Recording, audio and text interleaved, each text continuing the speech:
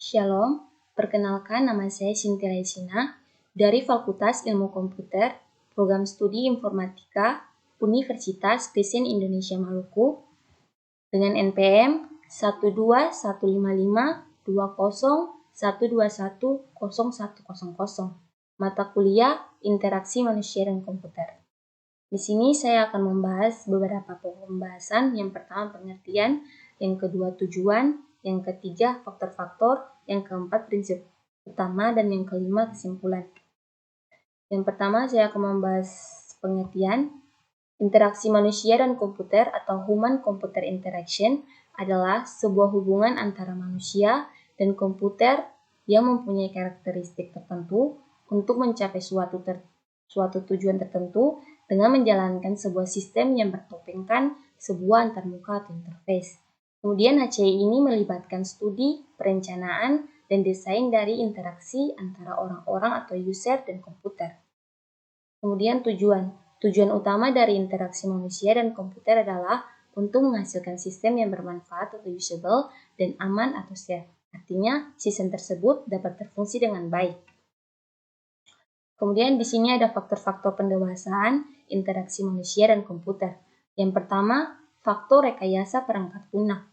Rekayasa perangkat lunak ini bisa diartikan sebagai instruksi-instruksi yang apabila dieksekusi akan memberikan suatu fungsi dan kerja yang diinginkan oleh user, seperti struktur data di mana suatu program dapat memanipulasi informasi secara proporsional, serta dokumen-dokumen yang menggambar kondari operasi dan kegunaan sebuah program. Kemudian yang kedua ada faktor kecerdasan buatan. Kecerdasan buatan adalah bagian dari ilmu komputer yang memiliki tujuan agar komputer mampu melakukan pekerjaan sebaik manusia serta mengkombinasikan cara berpikir manusia dengan sebuah mesin yang pada akhirnya untuk mengambil sebuah keputusan memecahkan suatu masalah dan mampu sebagai pembelajaran. Kemudian yang ketiga, faktor linguistik kompetisional.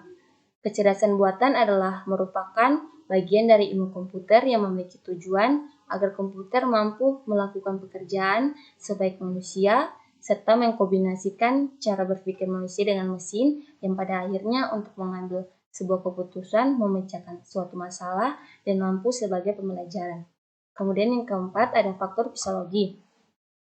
Faktor fisiologi juga merupakan bagian dari pendewasaan IMK yang penting.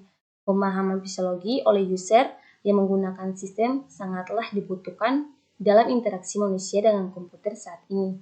Itu didasarkan juga oleh kepribadian user satu dan user lainnya pasti berbeda-beda. Faktor fisiologi juga mencakup pengetahuan dan keahlian pengguna dalam memecahkan suatu masalah. Kemudian yang kelima ada faktor multimedia. Faktor multimedia ini ternyata merupakan bagian dari faktor pendewasaan IMK atau pendewasaan HCI. Multimedia digunakan sebagai sarana dialog dan komunikasi yang sangat efektif antara manusia atau user dengan sistem komputer. Kemudian yang keenam ada faktor antropologi. Faktor human-computer interaction juga terdapat pada faktor antropologi. Faktor ini memberikan gambaran mengenai cara kerja dan kelompok yang masing-masing anggotanya diharapkan mampu memberikan sebuah kontribusi yang baik dan sesuai bidang masing-masing. Kemudian yang kedelapan ada faktor ergonomik. Faktor ergonomik ini terhadap pendewasaan juga penting karena faktor ini berhubungan dengan aspek fisik untuk mendapatkan lingkungan kerja yang nyaman baik bagi user maupun terhadap sistem.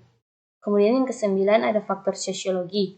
Faktor pendukung pendewasaan HCI juga terdapat pada sosiologi.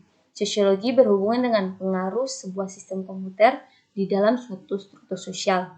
Faktor ini merupakan konteks dari suatu interaksi antara dua kelompok. Terus yang ke-10 ada faktor penulisan. Di dalam pendewasaan interaksi manusia dan komputer juga terdapat faktor penting yaitu penulisan. Program yang dibuat membutuhkan cara manual agar orang yang belum terbiasa menggunakan program tersebut dapat mempelajarinya terlebih dahulu agar kemudian dapat terjadi interaksi yang baik antara manusia dengan komputer. Biasanya juga ini disebut dengan sebagai buku panduan atau pedoman untuk menggunakan sebuah sistem, alat, dan lainnya yang bertujuan sebagai pembelajaran terlebih dahulu oleh user terhadap sistem yang akan digunakan. Kemudian yang ke-11 ada faktor matematika.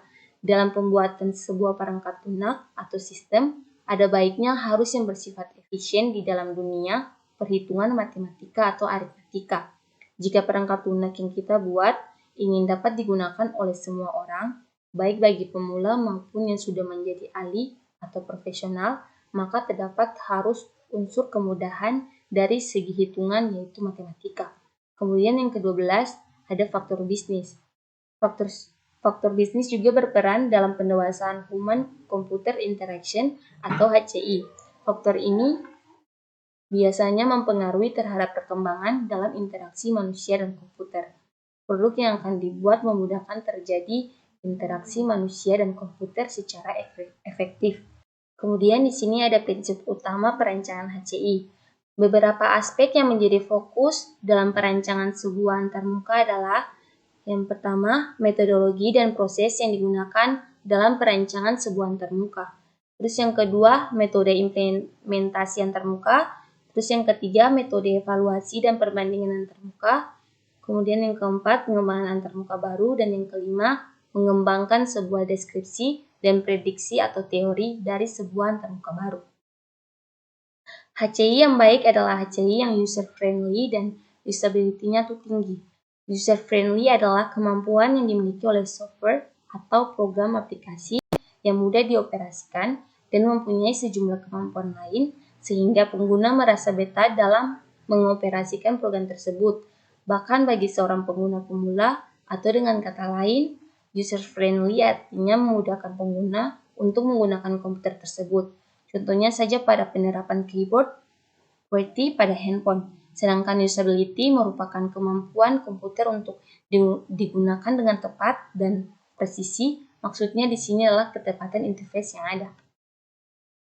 Aplikasi dari HCI bisa diterapkan di berbagai macam tempat, di perkantoran, di dalam kendaraan, di gadget-gadget, dan di mana saja selama terdapat komputer. Di perkantoran misalnya, HCI banyak diterapkan dalam penggunaan PC atau dalam lift, intercom, dan lain-lain. Pada kendaraan, contohnya saja interface yang berada di depan supir, kemudian menggunakan fungsi-fungsi yang ada seperti wiper, lampu sen, GPS, dan lainnya, merupakan bagian dari HCI. Kemudian HCI juga memudahkan komputer untuk lebih memahami manusia, dan manusia pun lebih memahami komputer. Jadi kesimpulannya yaitu, secara umum mempelajari pengetahuan mengenai perancangan antarmuka untuk perangkat lunak. Ilmu ini berusaha menemukan cara yang paling efisien untuk merancang pesan elektronik, sedangkan interaksi manusia dan komputer sendiri adalah serangkaian proses, dialog, dan kegiatan yang dilakukan oleh manusia untuk interaksi dengan komputer, yang keduanya saling memberikan masukan dan umpan balik melalui sebuah antarmuka untuk memperoleh hasil akhir yang diharapkan. Sekian dan terima kasih.